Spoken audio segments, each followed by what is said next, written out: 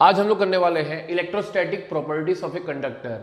ठीक है, इस पर्टिकुलर टॉपिक का मतलब एक और होता है कि कैसे कंडक्टर बिहेव करता है जब भी हम उसको इलेक्ट्रिक फील्ड में रखते हैं। आई रिपीट इट, कैसे कंडक्टर बिहेव करता है जब भी हम उसको कंडक्टर को इलेक्ट्रिक फील्ड में रखते हैं। This is called the electrostatic property of a conductor या behaviour of a conductor inside the electric field. तो इसमें जो फर्स्ट पॉइंट आता है वो होता है कि net electrostatic field is zero in the interior of a conductor.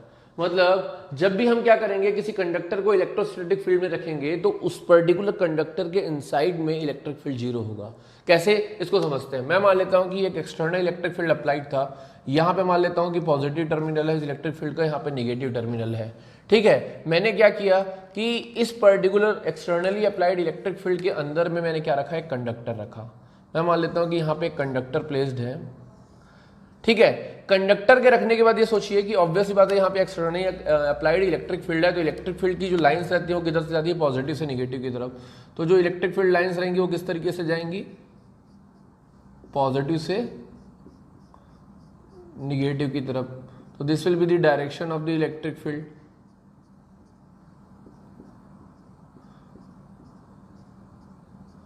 ये कौन सा इलेक्ट्रिक फील्ड है, ई एक्सटर्नल। ठीक है, अब मैंने क्या किया, कंडक्टर को जब इसके अंदर रखा तो इस कंडक्टर में होगा क्या, ये समझते हैं कि जो इलेक्ट्रॉन्स है इस कंडक्टर के अंदर में, ऑब्वियसली बात है कंडक्टर है तो उसके अंदर फ्री इलेक्ट्रॉन्स होंगे। जो फ्री इलेक्ट्रॉन्स होंगे ना, वो electron move towards the positive terminal. तो free electrons move towards the positive terminal. जब ऐसा होगा तो इसके कारण क्या होगा कि यहाँ पे तुम्हारा जब इलेक्ट्रॉन्स इधर से मूव करके इधर आएगा तो यहाँ पे एक्सेस निगेटिव चार्ज आने लग जाएगा, क्योंकि इलेक्ट्रॉन्स पूरे इस साइड आ रहे हैं और यहाँ से इलेक्ट्रॉन्स जा रहे हैं तो यहाँ पे क्या आ जाएगा, एक पॉजिटिव चार्ज आ जाएगा। ठीक है, तो यहाँ पे एक निगेटिव चार्ज का पूरा क्या बोलते हैं बंच बन गया और यहाँ पे पॉजिटिव चार्ज का पूरा बंच बन गया। तो खुद सोचिए कि पहले पॉजिटिव और निगेटिव टर्मिनल के बीच में एक एक्सटर्नल इलेक्ट्रिक फील्ड बना था, यहाँ पे पॉजिटिव और निगेटिव जो अंदर में इंड्यूस हुआ है इस एक्सटर्नली अप्लाइड इलेक्ट्रिक फील्ड के कारण, इसके कारण भी एक क्या होगा, इलेक्ट्रिक फील्ड बन जाएगा जिसका डायरेक्शन जस्ट अपोजिट होगा। और जिस इलेक्ट्रिक फील्ड को हम बोलेंगे ई इंड्यूस्ड, जिसका डायरेक्शन जस्ट अपोजिट है एक्सटर्नली अप्लाइड इलेक्ट्रिक फील्ड। ठीक है, तो ये इलेक्ट्रॉन्स का मूवमेंट कब तक चलेगा, इलेक्ट्रॉन्स मूवमेंट कंटिन्यूज टिल जब तक ये दोनों इलेक्ट्रिक फील्ड बराबर ना हो जाए, यानी कि E external is equal to E induced. इस केस में, इस पर्टिकुलर केस में जब एक्सटर्नल इंड्यूस के बराबर हो जाएगा तब हमारा जो नेट इलेक्ट्रिक फील्ड आएगा E net, it will be nothing but E external minus E induce and it will be equal to zero. So this how this conductor behave की। जब भी हम क्या करते हैं कि एक कंडक्टर को इलेक्ट्रिक फील्ड में रखते हैं तो जो इंड्यूस इलेक्ट्रिक फील्ड होता है वो एक्सटर्नल इलेक्ट्रिक फील्ड के बराबर होने के कारण नेट इलेक्ट्रिक फील्ड हमारा क्या आ जाता है, जीरो। नाउ हम सेकंड पॉइंट पे मूव करते हैं कि just outside the surface of a charge conductor electric field is normal to the surface. मतलब मैं मान लेता हूं कि यहां पे बोला गया है इलेक्ट्रिक फील्ड जो रहती है वो क्या रहती है, just outside the surface of a charge conductor normal रहती है। यस, हमेशा नॉर्मल रहेगी, जो कि हम वहां पर भी पढ़े थे, कहाँ पे, इक्विपोटेंशियल सरफेस में भी, कि हमारा जो इलेक्ट्रिक फील्ड का कंपोनेंट रहता है वो इक्विपोटेंशियल सरफेस के नॉर्मल रहता है। सेम कॉन्सेप्ट यहाँ पे अप्लाई होगा। लॉजिक ये समझना कि मैं मान लेता हूं, जैसे वहां पे माना था कि अगर इलेक्ट्रिक फील्ड नॉर्मल नहीं होगी तो क्या होगा, इलेक्ट्रिक फील्ड अगर नॉर्मल नहीं होगी, ठीक है, assuming if E is not normal, then it will have non-zero component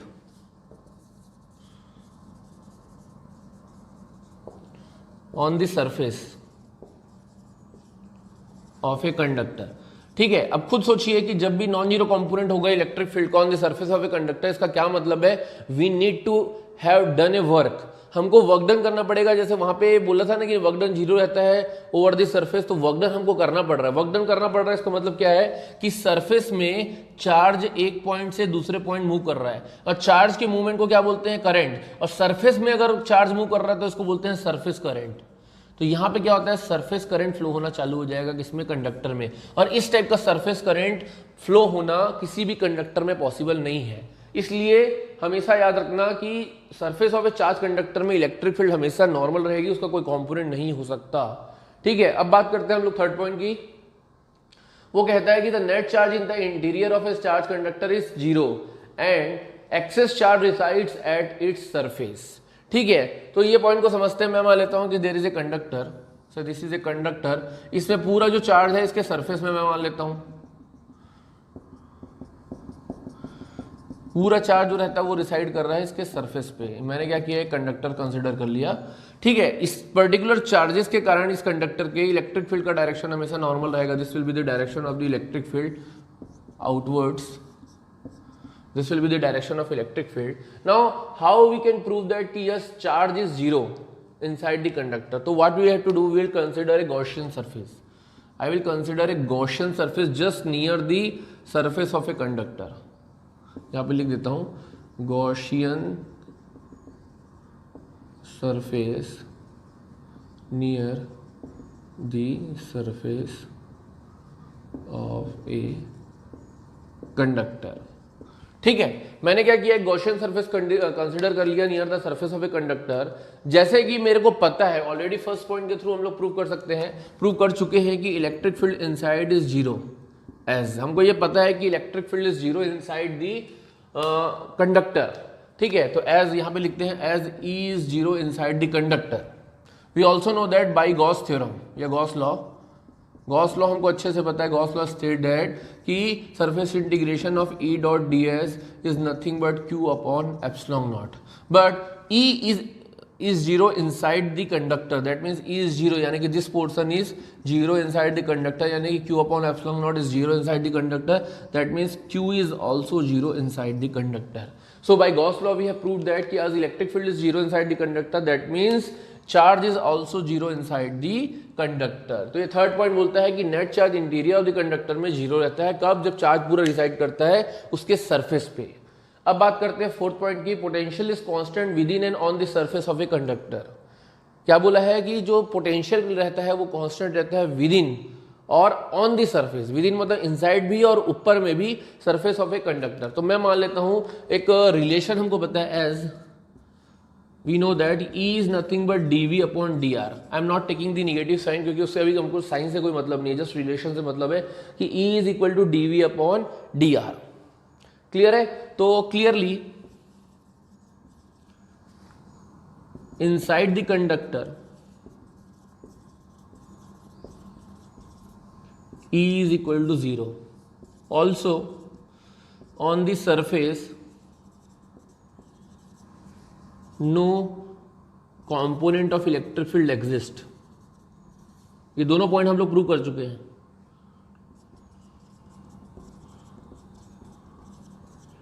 exist मतलब ई सरफेस में भी जो रहता है वो 0 रहेगा, ई इनसाइड भी है वो 0 रहेगा। ठीक है, इसका मतलब टोटल इलेक्ट्रिक फील्ड इनसाइड और सरफेस में 0 है, जिसके कारण आई कैन से दैट कि equating here from the 0 0 is equal to dV upon d r, यानी कि डी आर भी 0 हो गया तो dV is equal to 0 integrating both side. We get it will give you V is equal to constant. कहाँ पे? यानी कि वोल्टेज या potential is equal to constant within and on the surface of a conductor. So this is the fourth point, यानी कि वो surface आपका equipotential surface की तरह बिहेव करेगा। याद रखना कि इक्विपोटेंशियल सरफेस।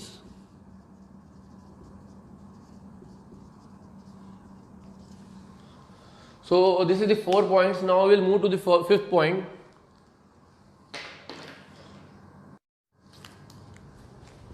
हम लोग फिफ्थ प्रॉपर्टी की बात करते हैं, यानी कि electric field at the surface of a charge conductor is proportional to the surface charge density. ठीक है, मतलब ये बताना चाह रहा है कि surface of a charge conductor में जो तुम्हारा इलेक्ट्रिक फील्ड रहता है वो किसके प्रोपोर्शनल रहता है? उस सरफेस के सरफेस चार्ज डेंसिटी। ठीक है, तो उसके लिए मैं क्या करता हूं कि कंसिडर करता हूं, consider N irregular shape conductor. ठीक है, मतलब मैं मान लेता हूं कि एक इरेगुलर सेफ कंडक्टर है जिसका कोई मतलब मुझे सेफ डिफाइंड नहीं है, इस कंडक्टर में मैं मान लेता हूँ मेरे को क्या करना है, इस कंडक्टर में इलेक्ट्रिक फील्ड निकालना है सरफेस के बाहर में। ठीक है, तो इसके लिए मैं क्या करता हूँ, एक गॉसियन सरफेस कंसिडर करता हूँ। वो गॉसियन सरफेस जो रहेगा वो सिलेंड्रिकल रहेगा। वो सिलेंड्रिकल भी ऐसा रहेगा कि मैं कुछ पोर्शन इनसाइड रहेगा, कुछ पोर्शन आउटसाइड रहेगा। उसका रीजन मैं आपको बताऊंगा। वो इसलिए किया गया है ताकि मैं ये भी दिखा सकूं कि अंदर का पोर्शन कोई कंट्रीब्यूशन नहीं दे रहा है, केवल बाहर का पोर्शन कंट्रीब्यूशन दे रहा है। ठीक है, तो ये this is the Gaussian cylindrical Gaussian surface, cylindrical Gaussian surface. मैं मान लेता हूं कि इस पर्टिकुलर सरफेस का जो सरफेस एरिया है वो कितना है, डेल एस। ठीक है, जो कि कंट्रीब्यूट कर रहा है इलेक्ट्रिक फील्ड के लिए। ठीक है, इसकी इलेक्ट्रिक फील्ड का जो डायरेक्शन है वो आउटसाइड होगा, जो सरफेस ऑफ ए कंडक्टर के। ठीक है, अब मैं क्या बताना चाह रहा हूँ, ये इनसाइड पोर्शन है, ई इनसाइड पोर्शन है। ठीक है, we already know that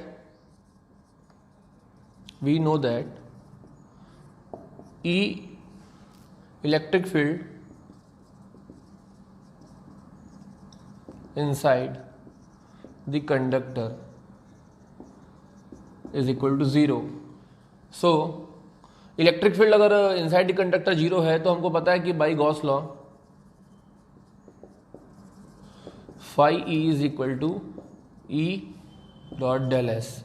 so only outer surface will contribute for this, only outer surface will contribute. ठीक है, मैं मान लेता हूं कि charge enclosed by the conductor will be, it will be nothing but sigma del S, and electric field outside will be, electric field outside is equal to E.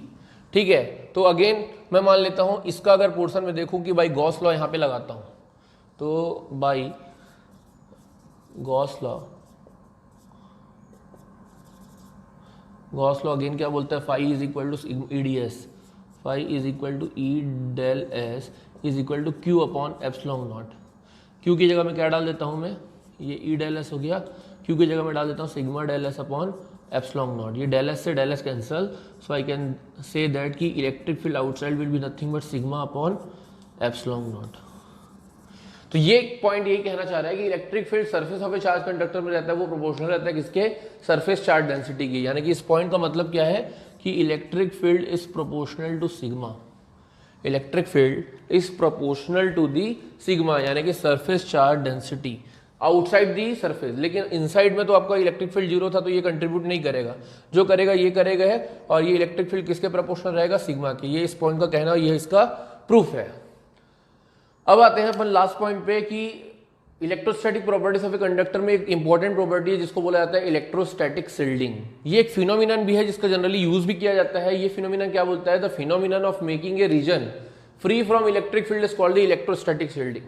ठीक है, तो इसको समझने की कोशिश करते हैं। इसमें जनरली क्या होता है कि एक कंडक्टर रहता है जो कि हॉलो कंडक्टर रहता है। ये कंडक्टर है और ये कंडक्टर है। ये पोर्शन जहां पे पूरा क्या है, आपका चार्ज इम्बेडेड है, ये आपका चार्ज वाला रीजन है। ये आपका कौन सा वाला रीजन है, यहाँ पे पूरा चार्ज भरा हुआ है, यहाँ पे पूरा चार्ज आपका प्रेजेंट है, पूरे चार्जेस जो हैं यहाँ पे प्रेजेंट है आपके। और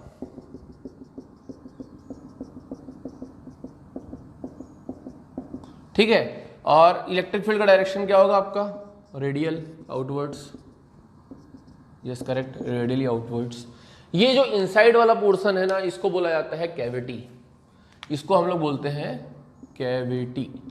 इस कैविटी में हमको क्या प्रूफ करना है कि इस कैविटी के अंदर में आपका इलेक्ट्रिक फील्ड 0 होता है। अब खुद सोचिए, जो चार्ज वाला पोर्शन है, चार्ज वाला पोर्शन ये पूरा ये वाला है, लेकिन कैविटी में क्या कुछ नहीं है, खाली है। तो मैं क्या करता हूं, इस तरीके से गॉसियन सरफेस कंसिडर करता हूं ताकि मेरा क्या हो, केवल कैविटी वाला पोर्शन है। तो मैं क्या करता हूं, this is the Gaussian surface, Gaussian surface just outside the cavity, just outside the cavity। जानबूझ के मैंने कंसिडर किया ताकि मैं इस कैविटी वाले पोर्शन को भी दिखा सकूं। अब ये बताइए कि inside the cavity clearly charge enclose कितना है, चार्ज एनक्लोज यानी कि Q कितना है आपका 0, क्योंकि आप लोगों ने गॉसियन सरफेस इस तरीके से कंसिडर किया, ये थोड़ा क्लोज है ना, ये गॉसियन सरफेस इस तरीके से कंसिडर किया कि चार्ज आपका आया ही नहीं, तो चार्ज वाला पोर्शन कितना है 0। तो अगेन मैं क्या लगाता हूँ यहाँ पे, बाई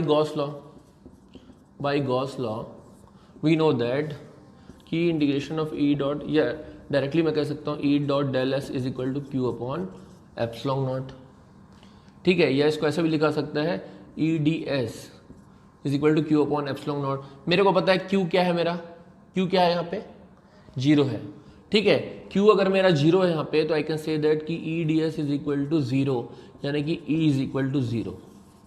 तो inside the cavity always remember कि electric field has to be 0, as यहां पे लिख देता हूं Q is equal to 0, therefore E is equal to 0। So this is called the field free region.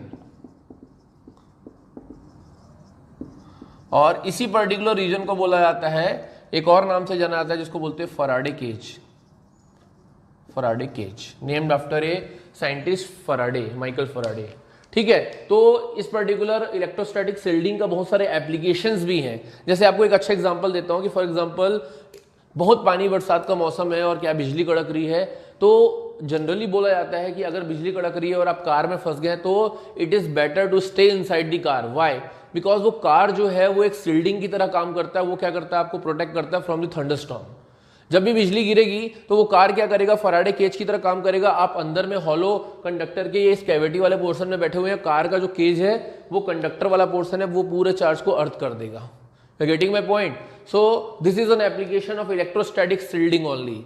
और भी एग्जांपल्स आपको देता हूं, जैसे कि जो हमारी केबल्स रहती हैं, उस केबल्स में क्या होता है, इनसाइड में सिग्नल्स पास होते हैं, बाहर में ना एक आउटर लेयर रहती है, वो लेयर जो रहती है वो अर्थ रहती है। वो लेयर इसलिए अर्थ रहती है कि वो क्या करता है, प्रोटेक्ट करता है अंदर के सिग्नल्स को। वो भी किसका एप्लीकेशन है, इलेक्ट्रोस्टैटिक शील्डिंग का। सो this is all about the 6 points of electrostatic properties of a conductor. Thank you.